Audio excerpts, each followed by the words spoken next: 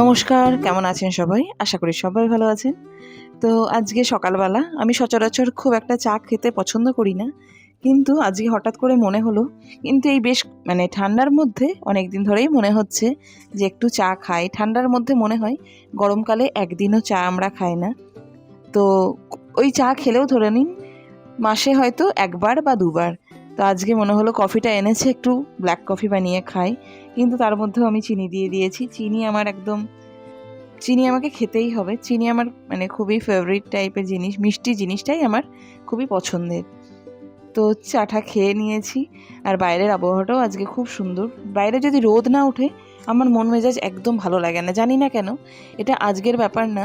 অনেক দিন ধরেই আমার বাইরে যখন মেঘলা ওয়েদার থাকে আমি বারবার ফোনের মধ্যে নেটওয়ার্ক ওয়েদার অফ আমার যেখানে যে প্লেসে থাকি সেটা চেক করি যে যাতে ঠান্ডাটা একটু কমে বা রোদ ওঠে, এরকম ওয়েদার কবে আছে সেটার অপেক্ষায় থাকি। তো দেখছি আজকে রোদ উঠেছে, মনটাও বেশ ভালো আছে। তো এই সোফার যে কভারটা দেখছেন, এই সোফার কভারগুলো হোয়াইট কালারের। আমার বেশিরভাগ জিনিসটাই হোয়াইট পছন্দ। এই ফুলের টাব বলুন, ঘরের যাবতীয় জিনিস, ইভেন ঘরের কালারটা পর্যন্ত।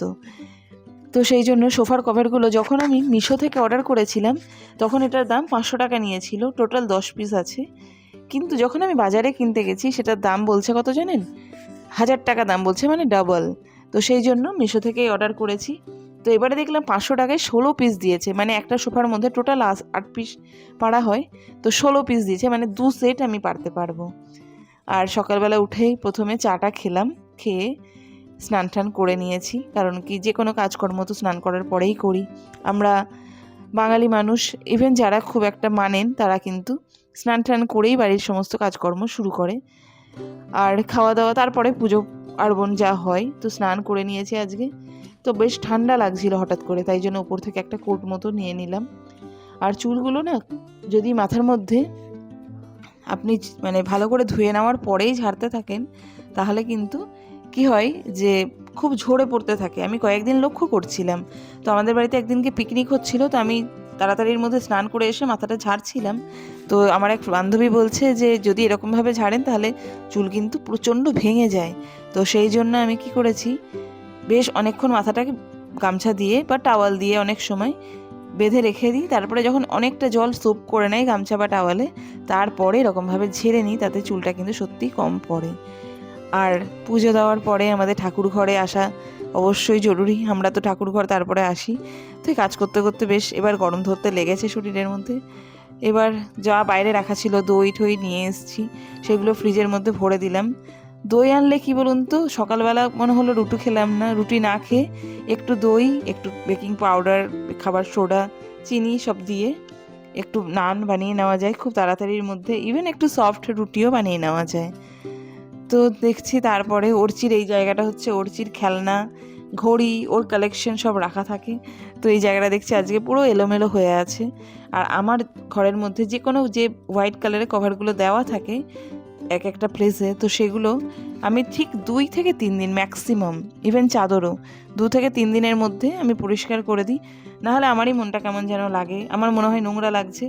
এগুলো জানি না আমারই মনে হয় কিনা। অনেকে দেখেছি চাদর প্রায় ১ সপ্তাহ ১ মাস পারে, কিন্তু আমার ভালো লাগে না। কারণ কি আমরা শুই, বারবার উঠি বসি।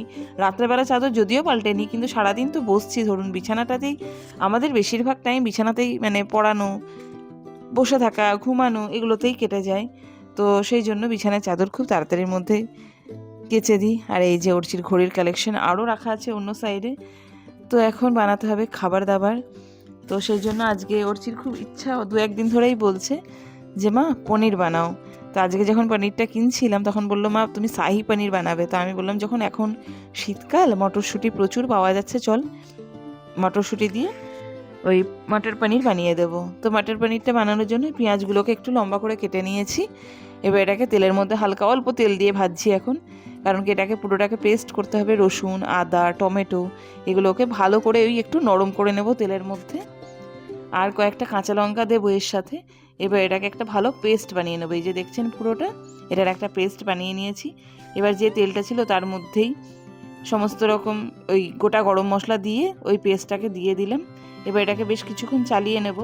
চালিয়ে নিলে কি কাঁচা গন্ধ যদি একটু থেকেও থাকে সেটা চলে যায়। একটু গরম মশলা দিয়ে নিলাম, আর পনির ভাজার পরে আমি সবসময় সেটাকে মানে গরম জলে ভিজিয়ে রাখি, তো যাতে ঠান্ডা মানে পুরো অনেক সময় দেখবেন পনিরটা কিন্তু হার্ড হয়ে যায়, গরম জলে দিয়ে রাখলে পনির হার্ড হয় না।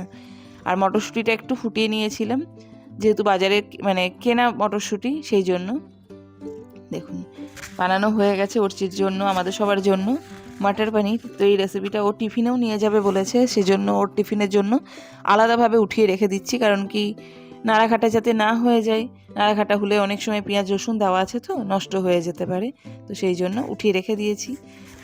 আর বাইরে বাড়িগুলো খুব সুন্দর সাজানো হয়েছে। এখন সবে বরাত চলছে, তাই জন্য দেখাচ্ছি আমাদের জানলা থেকে বাইরের ভিডিও, মানে ভিউটা দেখানোর জন্য আমি একটু ভিডিওটা অন করলাম, কারণ কি এখন পড়া করছে, এখন ফোন অন না করাই ভালো। শুধুমাত্র এই দেখুন কত সুন্দর লাইটিং করা হয়েছে, সেই জন্য চারিদিক খুব সুন্দরভাবে সেজে উঠেছে। তাহলে আর ব্লগটা বেশি বড় করছি না, আজকে এখানে রাখছি। দেখা হবে নতুন একটা ব্লগে। যদি ভিডিওটা ভালো লাগে অবশ্যই like, comment, share and subscribe করে দেবেন। Thank you.